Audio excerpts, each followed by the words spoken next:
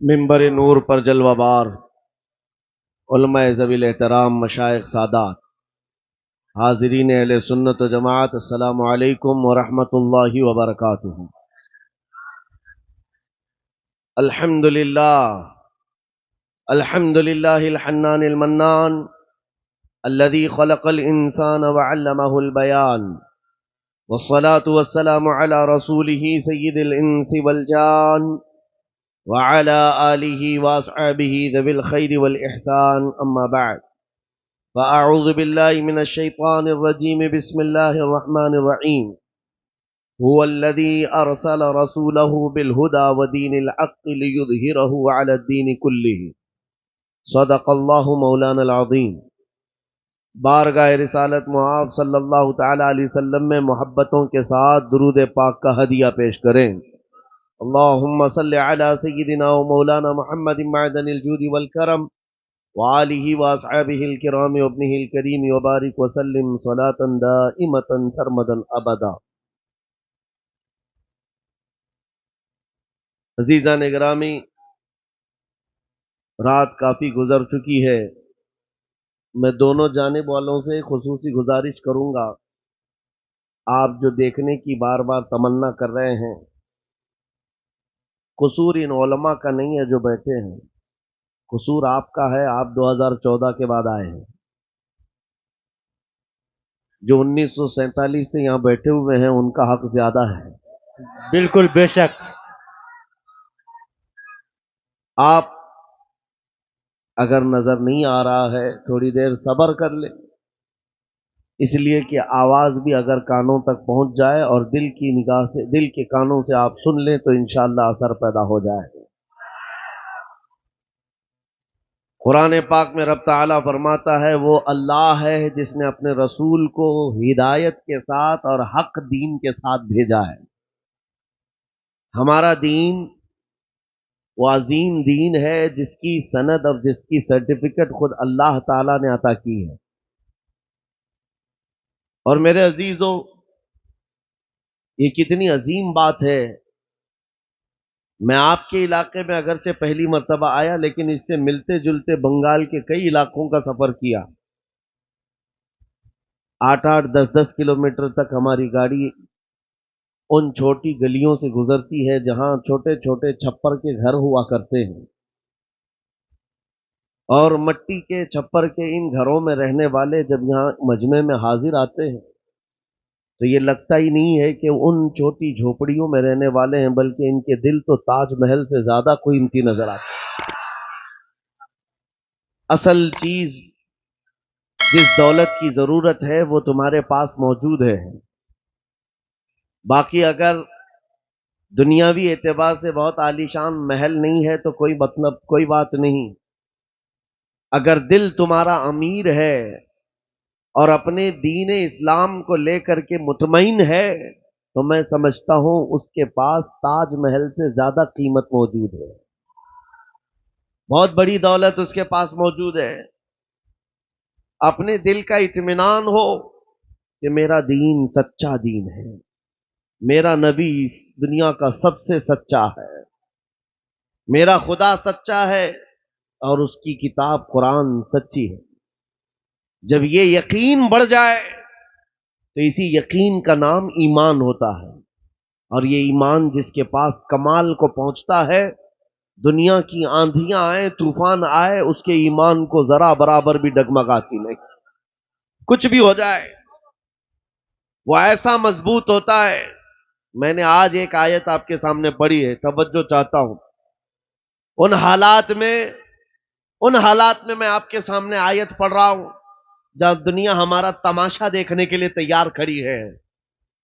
جب کبھی غزہ کے، فلسطین کے نہتے بچوں پر بمباری ہوتی ہے، میزائل سے مار مار کر کے ان کو ٹکڑے کیا جاتا ہے، تو یہ دغلی معیار رکھنے والی دنیا ہنستی ہے اور تماشا دیکھتی ہوئی کہتی ہے اچھا ہو رہا ہے ان کے ساتھ۔ ان کے پاس وہ کٹھور دل ہے جو انسانیت کے لیے ہے ہی نہیں۔ یہ وہ ظالم لوگ ہیں جو بچوں کی موت پر بھی تالیاں بجاتے ہیں اور تماشا دیکھتے ہیں اور یہ کہتے ہیں عنقریب یہ مٹ جائیں گے۔ ایک بات میں آپ کو بتا رہا ہوں، مذاق اڑانے والے دجالی میڈیا وہ یہاں تک بھی کہتے ہیں کہ 57 ملک اسلامی ہیں پوری دنیا میں، اور یہ سب مل کر کے ان مسلمانوں کا کچھ نہیں کر پا رہے ہیں، اور ان کو روزانہ مارا جاتا ہے، کاٹا جاتا ہے، پیٹا جاتا ہے، اور سوائے آواز اٹھانے کے اور کوئی کچھ نہیں کرتا۔ یہ سب تماشے دیکھ رہے ہیں۔ میرے عزیزو، ایک بات یاد رکھنا، آج کے ان حالات سے سبق لے کر کے زندگی گزارو۔ ہم 57 ملکوں کی حمایت کے بھروسے پر نہیں جیتے، صرف اللہ کے بھروسے پر جیتے ہیں۔ کوئی بادشاہ ہمارے لیے آواز اٹھائے نہ اٹھائے، کوئی حکومت ہماری حمایت میں کھڑی ہو نہ ہو، ہمیں اس سے فرق نہیں پڑتا۔ ہر زمانے میں حسینی تعداد میں کم ہوتے ہیں، لیکن یہ تاریخ لکھ کر کے جاتے ہیں، اسلام زندہ ہوتا ہے ہر کربلا کے بعد۔ اسلام زندہ ہوتا ہے ہر کربلا کے بعد۔ یہ سب چیزیں پورا بیان ہونے تک آپ یہ پیسوں کے ادھر ادھر آپ نعت خوانوں کے ساتھ کیا کریں، توجہ سے سنیں۔ نبی کریم صلی اللہ تعالی علیہ وسلم کی اس عظیم امت کو آج تختہ مشق بنایا گیا ہے۔ یہ ہم سب کا امتحان چل رہا ہے، یہ ہم سب کا امتحان چل رہا ہے۔ ہم چھوٹی چھوٹی چیزوں پر صبر نہیں کر پاتے۔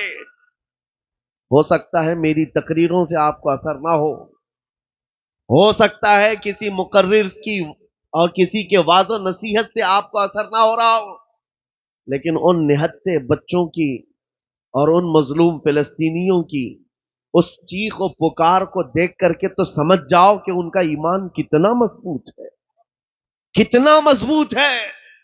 وقت کے سپر پاور طاقتیں ان نہتے بچوں کے سامنے کھڑی ہیں۔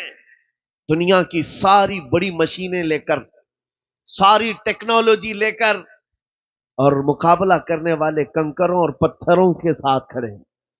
ہاتھوں میں کنکر ہیں، پتھر ہیں، کوئی مزاحمت کرنے کے لیے ان کے پاس چھوٹی چیز بھی نہیں۔ اس کے باوجود بھی دنیا ان کو آتنکواد کہتی ہے، دہشت گرد کہتی ہے، ٹیررسٹ کہتی ہے، اس سے ان کو کچھ فرق نہیں پڑتا۔ میں ایک حدیث پاک سناتا ہوں۔ نبی کریم صلی اللہ تعالی علیہ وسلم ارشاد فرماتے ہیں، لا تزال عصابۃ من امتی یقاتلون علی ابواب دمشق وما حولها ظاہرین علی الحق لا يضرهم خذلان من خذلهم الى ان تقوم الساعة او کما قال رسول اللہ صلی اللہ علیہ وسلم۔ میرے آقا فرماتے ہیں قیامت تک میری امت میں سے ایک جماعت ایسی ہوگی جو دمشق کے دروازوں پر اور بیت المقدس کے آس پاس لڑتی رہے گی، لڑتی رہے گی، حق کے لیے لڑتی رہے گی۔ کسی کے برا چاہنے سے ان کا کچھ برا نہ ہوگا، قیامت آنے تک وہ حق کے لیے لڑتے رہیں گے۔ میرے آقا صلی اللہ علیہ وسلم نے فرمایا قیامت تک وہ حق کے لیے لڑتے رہیں گے، کسی کے برا چاہنے سے ان کا کچھ نہیں ہوگا۔ اب میں یہاں بات پوچھتا ہوں، برا چاہنے سے کچھ نہیں ہوگا یہ حدیث میں کہا جا رہا ہے، جبکہ ظاہر میں ہم دیکھ رہے ہیں ان کی تو عمارتیں ٹوٹ کر ختم ہو گئی، ان کے بچوں کے ٹکڑے ہو گئے، ان کے ہاں ایک ایک قبر میں 80 میتوں کو رکھا گیا، اور حدیث میں کہا جا رہا ہے ان کا برا چاہنے والے لوگوں سے، ان کا برا چاہنے سے ان کا کچھ نہیں ہوگا۔ ارے بہت کچھ ہو گیا، ان کے اسپتال ٹوٹ گئے، ان کے گھر برباد ہو گئے، ان کی زمینیں تباہ ہیں، ان کے گھر بار سب ختم ہے، پھر حدیث میں یہ جو کہا جا رہا ہے ان کا کچھ برا نہیں ہوگا۔ مطلب یہ ہے میرے عزیزو، میرے آقا کا فرمان ہے دنیا کے برا چاہنے سے ان کا کچھ نہیں ہوگا۔ مطلب گھر ٹوٹ جائیں، بچے ختم ہو جائیں الگ ہے، رشتے ٹوٹ جائیں الگ ہے، لیکن پوری دنیا ایک طرف ہو جائے ان کے ایمان کا کچھ بھی برا نہیں ہو سکتا۔ اور اگر ایمان محفوظ ہے تو دنیا کی سب سے بڑی دولت موجود ہے۔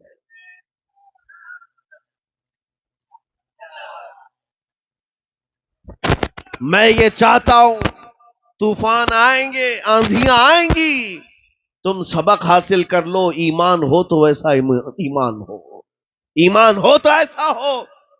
ارے میاں ان کے اوپر سے میزائلیں گزر رہی ہیں اور وہ سوکھی روٹی کھانے میں مصروف ہے۔ ان کے ہاں بچوں میں 6 سال کی بچیوں میں یہ جذبہ ماں باپ نے پلایا ہے. چھوٹی سی لڑکیاں مہندی کے کون سے اپنا نام لکھ رہی ہیں. کسی نیوز رپورٹر نے پوچھا کہ جنگ کے حالات میں تم اپنا نام ہتھیلی پہ کیوں لکھ رہی ہو؟ 5 سال کی 6 سال کی لڑکیاں وہ کہتی ہیں پتہ نہیں رات کو سوئیں گے کب کوئی میزائل گر جائے، کب کب بم گر جائے اور ہمارے ٹکڑے ہو جائیں. اگر ہاتھ موجود رہا تو ہمارے ماں باپ نام دیکھ کر ہم کو پہچان سکتے ہیں. اللہ اکبر.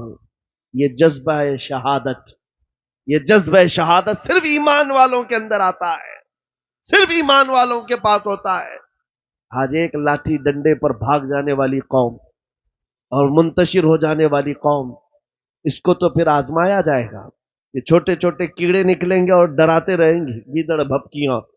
اسی لیے میرے عزیزوں، ہندوستان کے چپے چپے میں گھوم کر کے صرف اتنا پیغام دینا چاہتا ہوں، نوجوانوں بیدار ہو جاؤ، کھڑے ہو جاؤ. آج کے زمانے میں تمہارا امتحان آ چکا ہے. کبھی تم کو حسن دکھا کر، کبھی تم کو دولت دکھا کر، کبھی تم کو ٹیلی ویژن کے پردوں پر ناچنے والی گندی صورتیں دکھا کر تمہارے اخلاق، تمہارے ایمان کو خریدنے کے لیے دجالی طاقتیں میدان میں اتر چکی ہیں. جب اس طرح کی دعوتیں تمہارے پاس آ جائیں، ٹھوکر مار دینا اور اس کے بعد پھر دنیا کو یہ اعلان کر کے کہنا مجھے دولت سے کوئی سروکار نہیں، مجھے حسن و شباب سے کوئی سروکار نہیں، مجھے تمہارے دیے ہوئے سکے اور ٹکڑوں سے کوئی سروکار نہیں. اپنا سب کچھ گنبد خضرا کل بھی تھا اور آج بھی ہے. میرے نبی سے میرا رشتہ کل بھی تھا اور یہ ایمان ہو جائے نوجوانوں کا. میرے نبی سے میرا رشتہ کل بھی تھا اور آج بھی ہے. بس یہ جذبہ بیدار کر لو. چاہے جیسے بھی سیلاب آئے، جیسی بھی طوفان آئے، جیسی بھی آندھیاں آئے، آ کر چلی جائیں گی، تمہارا پتا تک نہیں اکھاڑ سکیں گی. اس لیے کہ یہ وہ اسلام ہے. 1400 سالوں سے اس پر کتنی مرتبہ طوفان آئے، کتنی مرتبہ ایسے ایسے ظالم آ کر کے اس کے پتے نوچنے کی کوشش کرتے رہے، لیکن اسلام پھل رہا ہے، پھول رہا ہے، آج بھی ہے.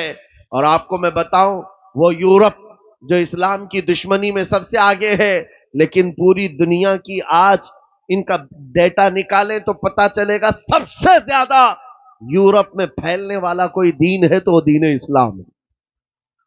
تم جتنا ہی دباؤ گے اتنا ہی یہ ابھرے گا. اسلام کی فطرت میں قدرت نے وہ لچک دی ہے، جتنا ہی دباؤ گے اتنا ہی وہ ابھرے گا. میں نوجوانوں سے کہنا چاہتا ہوں، تم اپنی زندگی گیم میں، انٹرنیٹ کے ان گندی تصویروں میں، فیس بک اور انسٹا میں گزار کر کے دنیا سے چلے جاؤ گے تو کل قیامت کے دن تم سے بھی سوال ہوگا. جب چھوٹی بچیاں چیخ رہی تھی، جب امت محمدیہ پر سخت ترین وقت آ چکا تھا امتحان کا، اے نوجوان تو اپنی نوجوانی کہاں برباد کر رہا تھا؟ کن اڈوں پر بیٹھا تھا؟ تو کون سے تاش کے پتے کھیل رہا تھا؟ تیرے ہاتھ میں تو نشہ تھا. اگر قیامت کے دن سوال ہوا، یاد رکھو محدثین فرماتے ہیں صرف اللہ کا ایک سوال، میں نے تجھے جوانی دی تھی کہاں خرچہ کیا؟ اس کا جواب دیتے دیتے کچھ لوگوں کو 500 سال لگ جاتے ہیں، کچھ لوگوں کو 400 سال، کچھ کو 500 سال لگ جاتے ہیں. آج اللہ نے جوانی دی ہے. میں یہ نہیں کہتا کہ سب اتر جائیں گے میدان میں اور ہم جنگ کے لیے جائیں گے، ہمارے وہ حالات نہیں ہیں، لیکن اللہ کا فرمان ہے جب کسی قوم پر کوئی آفت نازل ہوتی ہے تو یہ عبرت کی جگہ ہوتی ہے، عبرت کا وقت ہوتا ہے. انسان کو چاہیے کہ وہ اپنے اندر اور باہر کو صحیح کر لے، اپنے اندر اور باہر کو سدھار لے. یہ رات بھر گانے سن کر کے سونے کی عادت کو بدل دی، نمازوں کو ترک کرنے کی عادت ختم کر ڈالے، اپنی نیند کو سب سے زیادہ اہمیت دینے کی عادت ختم کر ڈالے. تمہیں اگر جنت کی خواہش ہے تو یہ دنیا کا عیش چھوڑ دو. اگر مصطفیٰ کریم صلی اللہ علیہ وسلم کے پڑوسی بننا چاہتے ہو جنت میں تو یہاں کی عیاشیوں کو ٹھوکر مار دو. تمہارے لیے بہت خوبصورت جنت ہے جو اللہ تعالیٰ کی طرف سے بنائی ہوئی ہے. میں ان دنوں میں آپ سے وہ آیت کریمہ پڑھ کر سنا رہا ہوں جب حالات ایسے سخت ہیں، لوگ کہتے ہیں مولانا ابھی بھی آپ کہہ رہے ہیں. یہ آیت کا ترجمہ سنو، رب فرماتا ہے وہ اللہ ہے جس نے اپنے رسول کو دین حق کے ساتھ بھیجا اور ہدایت کے ساتھ بھیجا، اس لیے بھیجا کہ یہ دین پوری دنیا میں غالب آ جائے، یہ دین پوری دنیا میں غالب آ جائے۔ توجہ چاہتا ہوں، جب ہم یہ بات کرتے ہیں تو کچھ لوگوں کو لگتا ہے کہ اس زمانے میں یہ دین کیسے غالب آئے گا؟ آپ کو تو مارا جا رہا ہے، آپ کو کاٹا جا رہا ہے، ہر جگہ سے تو آپ کو ختم کیا جا رہا ہے، یہ دین کب غالب آئے گا؟ میں کہتا ہوں اس طرح کی اور بھی ظلم آ جائیں تب بھی میں کہوں گا کہ دین غالب آئے گا، کیونکہ یہ میرا قول نہیں، میرے رب کا فرمان ہے، رب کا فرمان ہے۔ اللہ کریم نے فرمایا ہے تو ہو کر رہے گا۔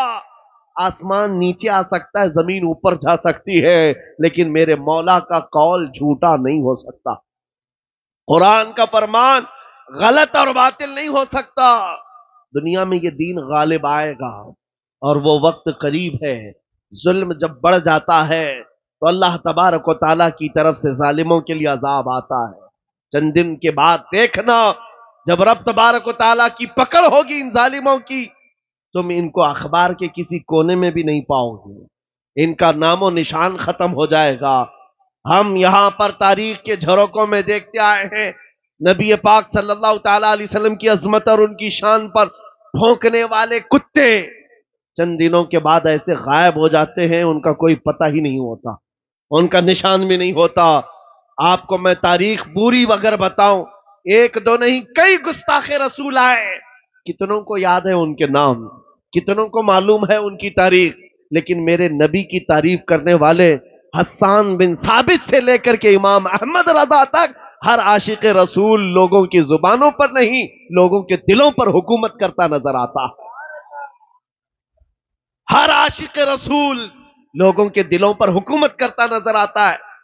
ارے یہ جھارکھنڈ کی وہ سرزمین جہاں مسلسل 12 گھنٹے سفر کے بعد میں آپ کے پاس پہنچا، اور یہ مجمع دیکھ کر حیرت میں ہے، رات کے 2 بجے، یہ لگتا نہیں رات کے 2 بجے ہے، دن کے 12 بجے کا شباب نظر آتا ہے، یہ دن کا شباب نظر آتا ہے۔ ہر جلسے میں تقریباً یہ ماحول۔ میرے عزیزوں، میرے لیے لوگ 2 بجے تک جو انتظار کر رہے ہیں، وہ اسی لیے نہیں کہ کانگریس پارٹی کا نیتا آیا ہوا ہے یا بی جے پی کا کوئی نیتا آیا ہوا ہے، یہ نیتا کے لیے بیٹھی ہوئی پبلک نہیں ہے، مصطفیٰ کریم کے ایک ادنا غلام کے لیے زندہ بیٹھے ہیں، نبی پاک صلی اللہ تعالی علیہ وسلم کے غلام کے لیے۔ ورنہ میری اپنی حیثیت کیا ہے؟ میرا انٹروڈکشن آپ کے پاس ہے کیا؟ میں جنوب ہند سے تعلق رکھتا ہوں، آپ شمال میں بیٹھے ہوئے ہیں، لیکن دل ایسے ملے ہوئے ہیں جیسے ایک گھر کی چھت کے نیچے بیٹھے ہوئے ہیں۔ کیوں؟ یہ بتانا چاہتا ہوں، جب رشتہ مدینے کے تاجدار سے جڑ جاتا ہے، مولا اس کا رشتہ پوری کائنات سے جوڑ دیتا ہے، رب تعالیٰ اس کا رشتہ ہر جگہ سے جوڑ دیتا ہے۔ حضور کی تعریف کرنے والے زندہ بھی رہتے ہیں اور نام کماتے بھی رہتے ہیں۔ ایک فارمولا دے کر جاتا ہوں آپ کو، اگر عزت چاہتے ہو، اگر بلندی چاہتے ہو، اگر ترقی چاہتے ہو، تو میرا ایک جملہ یاد رکھو، اس نبی کی بات کرو، ہر دل پہ راج کرو، ان کی بات کرو۔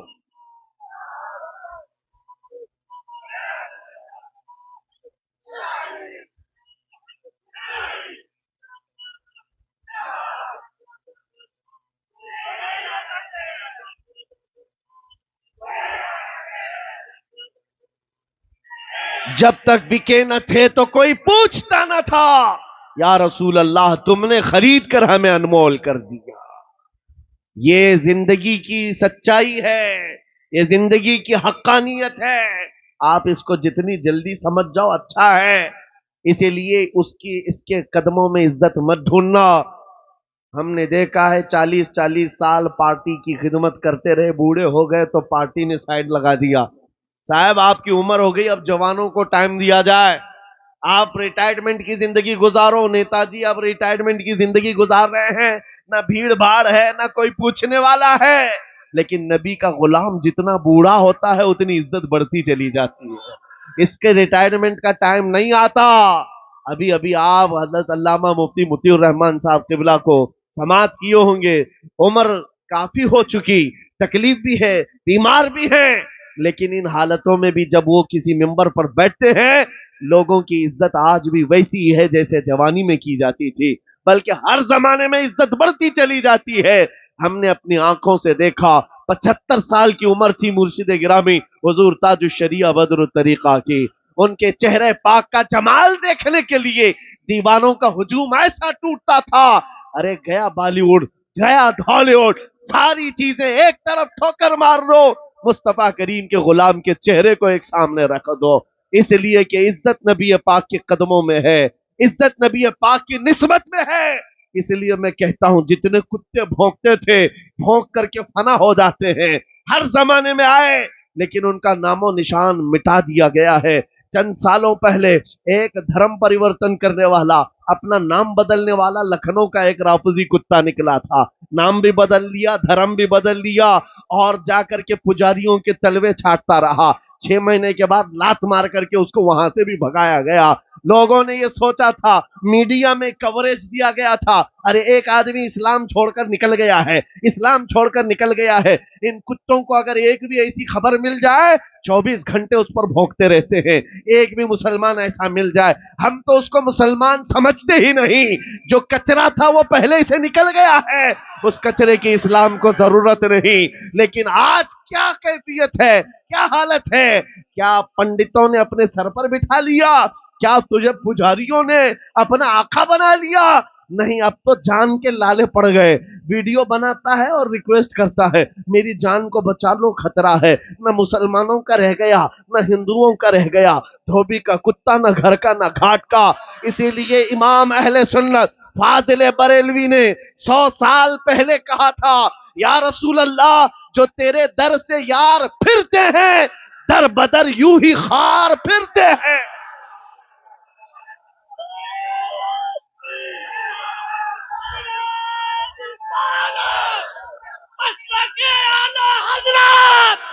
مسلک اعلی حضرات بستی بستی کریا کریا، بستی بستی کریا کریا، حضرت علامہ مولانا مفتی سلمان اظہری صاحب قبلہ نعرہ تکبیر، جو تیرے در سے یار پھرتے ہیں یا رسول اللہ در بدر یوں ہی خار پھرتے ہیں۔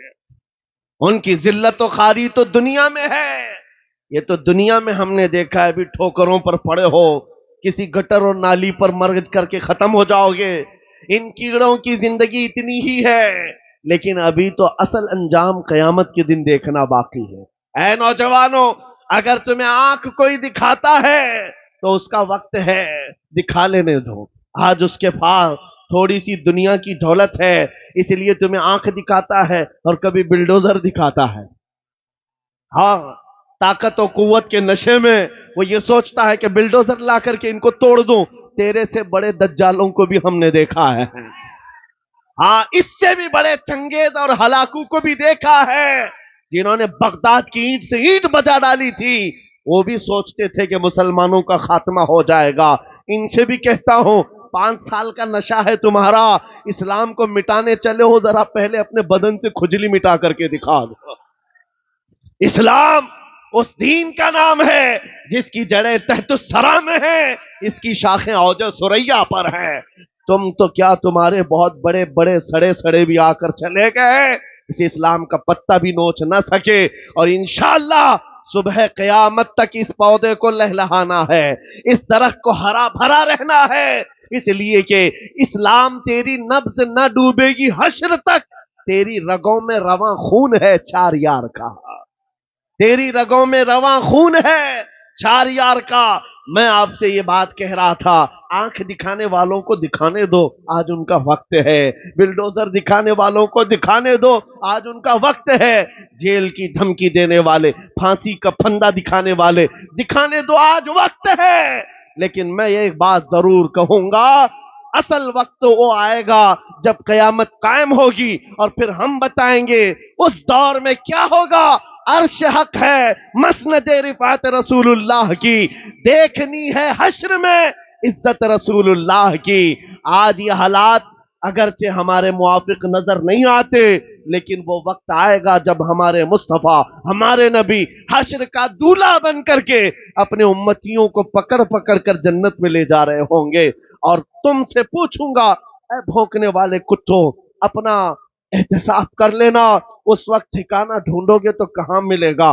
بریلی کے امام نے کہا ہے، بخدا خدا کا یہی ہے در، نہیں اور کوئی مفر مکر، جو وہاں سے ہو یہی آ کے ہو، جو یہاں نہیں تو وہاں نہیں۔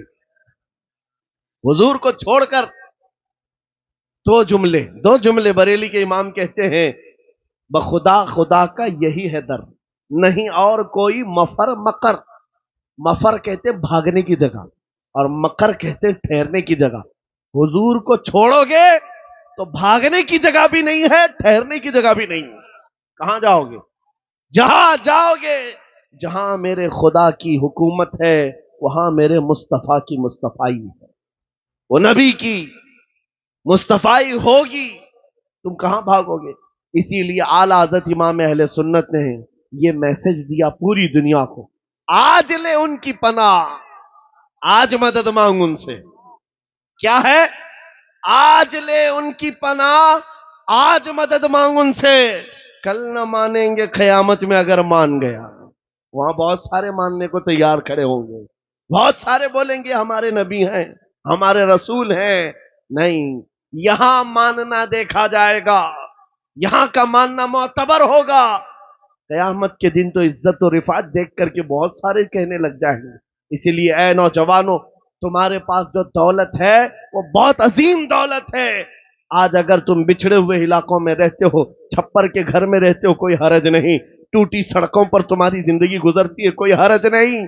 میں ان تمام باتوں کو اہم نہیں سمجھتا، اس لیے کہ ہماری تاریخ ہے بغیر چپل کے چلنے والے، پیوند لگے کپڑے پہننے والے، ایک کھجور کی گھٹلی پر پورا دن گزارنے والے، 313 جب نکلتے تھے اچھے اچھوں کے بخیے اکھاڑ دیتے تھے۔ بڑی بڑی طاقتیں رخ موڑ لیا کرتی تھیں۔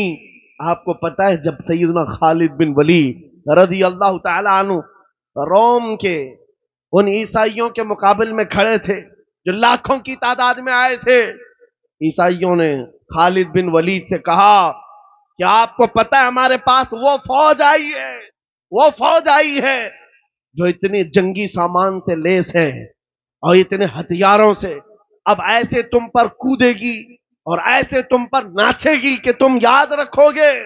خالد بن ولید نے جواب میں ایک ہی جملہ کہا تھا ان صلیبیوں سے، اے رومی طاقت کے ان کیڑوں کے مالکوں، بات صرف اتنی ہے، تم اپنی طاقت پر بہت ناز کرتے ہو، محمد عربی کے ان دیوانوں کی یہ فوج ہے، جتنا تم شراب سے محبت کرتے ہو اس سے زیادہ ہم موت سے محبت کرتے ہیں۔ موت سے محبت کرنے والی یہ قوم ہے۔ تم شراب کے نشے میں دھت ہوتے ہو، ہم تو شہادت کے جذبے میں نکلتے ہیں۔ یہ ہماری تاریخ تھی۔ عزیزان گرامی وقار، بس یہ میسج میں دے کر کے جانا چاہوں گا، حالات جیسی بھی سخت آئیں، کوئی کمپرومائز اپنے دین پر اور اپنے نبی کے نام پر نہیں ہوگا۔ اپنے نبی کے نام پر کوئی سمجھوتا ہوگا، جو جان مانگو تو جان دے دیں، جو مال مانگو تو مال دے دیں، مگر یہ ہم سے کبھی نہ ہوگا نبی کا جاہو جلال دے دیں۔ یہ ہمیشہ سے یاد رہے آپ کو بات۔ اور کافروں نے ماب لنچنگ کر کے بھی دیکھا ہے، یہ آج کے دور میں نہیں ہے، بہت زمانے سے۔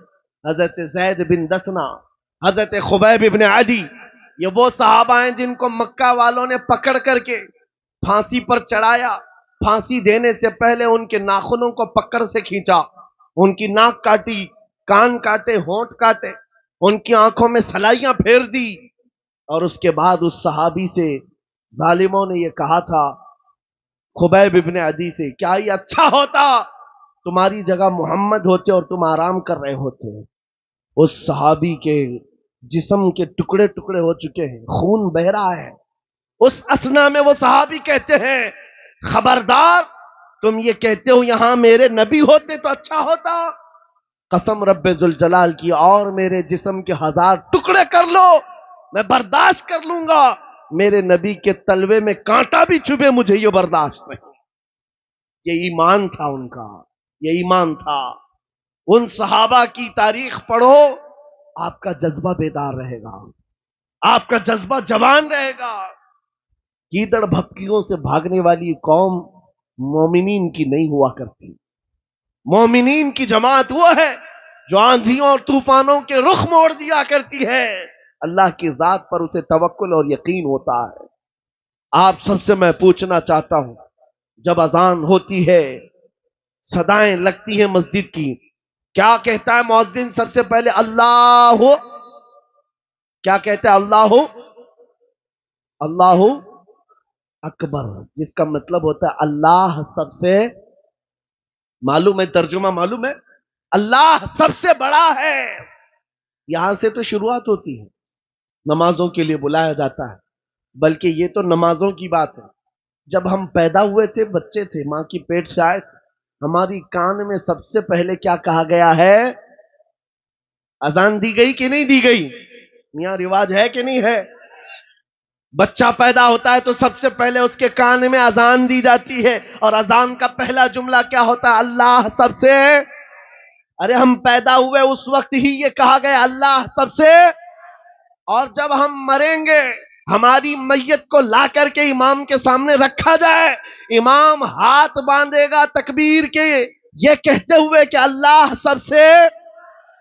ہم آئے تھے تو اللہ کو بڑا مان کر, دنیا سے جا رہے ہیں تو اللہ کو بڑا مان کر. یہ ایمان والوں کی زندگی ہے.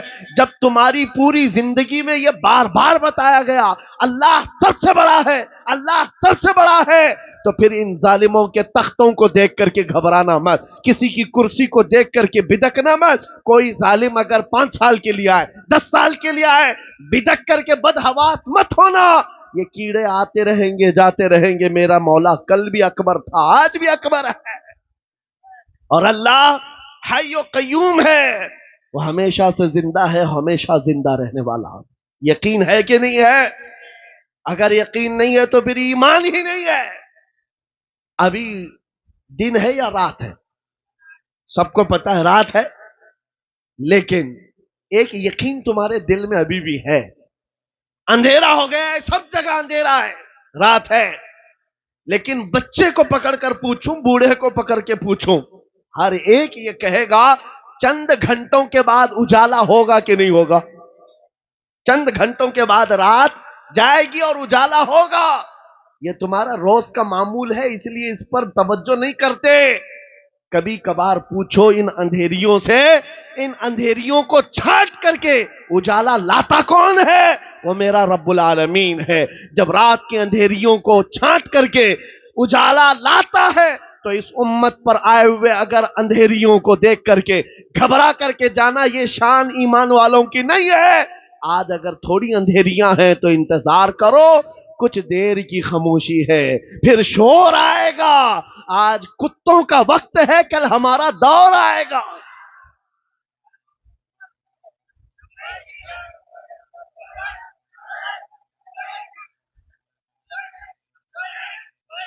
اجالا آئے گا, اجالا آئے گا, کیونکہ قرآن میں مولا کا وعدہ ہے. اور حدیث سناؤ, نبی پاک فرماتے ہیں اس وقت تک قیامت نہیں آئے گی جب تک ہر گھر سے لا الہ الا اللہ کی آواز نہ آئے. پوری دنیا کی بات میرے آقا نے فرمایا, ہر گھر سے اللہ کا کلمہ پڑھا جائے گا. اگرچہ کافروں کو یہ پسند نہ آئے بات, لیکن ہم کہتے رہیں گے. تم کو اگر پسند نہ آئے نہ آئے, لیکن میرے نبی کا فرمان ہے ایمان سب کے پاس ہوگا. وہ دور امام مہدی کا ہوگا. امام مہدی آئیں گے اور دنیا میں ایک انقلاب برپا ہوگا, ایک ریولوشن آئے گا. جنگ کا میدان بھی ملک شام بنے گا, جیسے آج بنتا جا رہا ہے. ساری بڑی طاقتیں وہاں اتر رہی ہیں. اگر یہ انہی حالات کی طرف لے جا رہے ہیں تو میرے عزیزوں قیامت بہت قریب ہے, بڑی نشانیاں آنے والی ہیں. امام مہدی کا ظہور بہت قریب ہے. جس وقت وہ تشریف لائیں گے, ان اندھیریوں سے ہم اجالوں کی طرف آئیں گے. ایک امام برحق ہوگا, اس کے پیچھے ساری قوم ہوگی. سارے سلسلے وہیں پر ختم ہو جائیں گے, سارے مشرب سارے مسلک، سارے مذہب امام مہدی کے ہاتھ پر متفق ہو جائیں گے، سب کا اتفاق ہوگا، نہ کوئی اختلاف، نہ کوئی فرقہ، نہ کوئی جماعت، ایک امام عادل ہوگا پوری دنیا کا، وہ میرے نبی نے فرمایا ہے، اور اگر حضور نے فرمایا ہے تو ہو کر رہے گا، ہو کر رہے گا۔ لیکن بس تمنا یہ کرتے ہیں مولا تعالی ہماری زندگیوں میں وہ دن عطا کرے، تو یہ تو اس کی بڑی نعمت کاملہ ہے، ورنہ ہمارے مرنے کے بعد ہو یا قیامت سے پہلے یہ دن تو آئے گا اس روئے زمین پر۔ کافروں کو یہ بات بری لگتی ہے تو لگے، لیکن اس بات کو یاد رکھ کر کے چلو اے نوجوانوں، جب بارش زیادہ ہوتی ہے تو آدمی کی ذمہ داری کیا ہوتی ہے؟ وہ جلدی سے اپنے دروازے بند کرنے لگتا ہے، اپنی حفاظت کی کوشش کرتا ہے، کھڑکیاں بند کر لو، دروازے بند کر لو، پردے لگا لو، باہر کپڑے سوکھ رہے تھے تو ان کو اٹھا لو، کوئی چیز سوکھنے کے لیے رکھے تھے اس کو لے لو۔ بارش ہوتی ہے تو آپ انتظامات شروع کر دیتے ہیں، نہ بھیگ سکوں یا میں گیلا نہ ہو جاؤں اس کے لیے آپ رین کوٹ پہن لیے، چھاتا لے لیے۔ آج فتنوں کی بارش شروع ہو چکی ہے، ان بارشوں کے زمانے میں آپ ذرا برابر بھی حرکت نہیں کرتے، اپنے ایمان کی حفاظت کے لیے کھڑے ہو جاؤ، بیدار ہو جاؤ، جب جب مسجد سے آواز آئے اپنے بستروں کو چھوڑو اور دوڑ پڑو۔ جس دن تمہاری مسجد کی صفیں بھرنے لگ جائیں، کافروں کے دل پر ہیبت طاری ہو جائے گی، دشمنوں کے دلوں پر ہیبت طاری ہوگی، تم فجر میں سوتے رہتے ہو اور تمہارا دن شروع ہوتا ہے 12 بجے کے بعد، رات جاگتے رہتے ہیں۔ یہ ہماری زندگیاں نہیں تھیں، ہم فجر کی نماز سے اپنا دن شروع کرتے ہیں، عشاء پر ختم کر دیا کرتے، یہ اللہ کا بنایا ہوا نظام ہے۔ جب اس نظام سے ہم ہٹ کر کے دوسرے راستے پر چلیں گے، میاں ہوتا یہ ہے شیر جب اپنی حیثیت بھول جاتا ہے تو کتے بھی اس پر بھونکنے لگ جاتے ہیں۔ شیر اگر اپنی شیرگی پر قائم نہ رہے، چھوٹے چھوٹے جانور بھی اس پر حکومت کرنے لگ جاتے ہیں۔ اسی لیے آپ خیر امت ہیں، نبی کی امت ہیں، آپ کو اس کے پیچھے بھاگنے کے لیے نہیں بنایا گیا۔ تم ٹک ٹاک پر مجرے کرنے کے لیے نہیں بنائے گئے ہو، تم بالی ووڈ اور ہالی ووڈ کے ایکٹر اور ایکٹریس کے فین بننے کے لیے نہیں بنائے گئے ہو، تم کو اللہ نے پیدا کیا ہے اپنے نبی کے پیچھے چلنے کے لیے۔ تم اپنے نبی کو دیکھو اور آگے بڑھو، پھر دیکھو انقلاب کیسا آئے گا۔ آج ان باتوں کے ساتھ میں اپنی جملوں کو سمیٹتا ہوں، توجہ چاہتا ہوں، جو کچھ بھی برائیاں آئی ہیں، ما اصابکم من مصیبت فبما کسبت ایدیکم، رب تعالیٰ فرماتا ہے جو مصیبتیں تمہیں پہنچتی ہیں یہ تمہارے ہاتھوں کی کمائی ہے، یہ تمہارے ہاتھوں کی کمائی ہے۔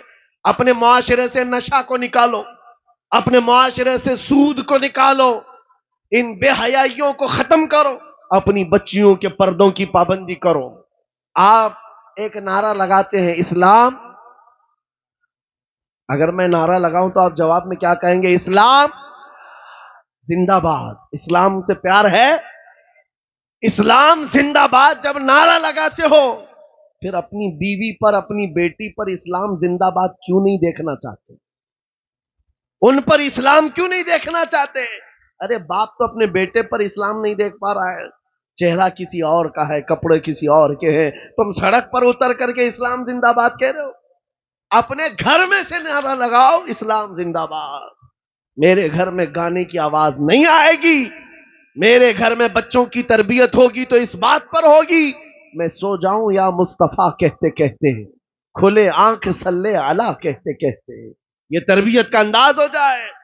بچیوں کو یہ سبق دے دو کہ تم یہ سیریل دیکھنے والی لڑکیاں نہیں ہو، یا سیریل پر آنے والی تماشا کرنے والی وہ عورتیں نہیں ہو جن کی بے پردگی کو دیکھ کر کے کتے اپنے رال ٹپکاتے ہوئے ہوس کا نشانہ بناتے ہیں۔ اے میری بچیوں، تم فاطمہ زہرا کی کنیز ہو، تم سیدہ کائنات کی کنیزہ ہو، جس کے آنچل کو نہ دیکھا مہر و ماہ نے، اس ردائے عفت پہ لاکھوں سلام۔ چاند و سورج نے جس کے آنچل کو نہیں دیکھا، تم اس کی کنیزہ ہو، تم اپنے پردے کی پابندی کرو۔